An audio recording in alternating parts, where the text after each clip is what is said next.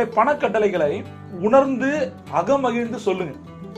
இந்த பணக்கட்டளைகளை நான் பணமந்திரங்கள் புத்தகத்திலிருந்து சொல்லிட்டு இருக்கேன். சரி, இதை டே பை டே நீங்க சொல்லுங்க.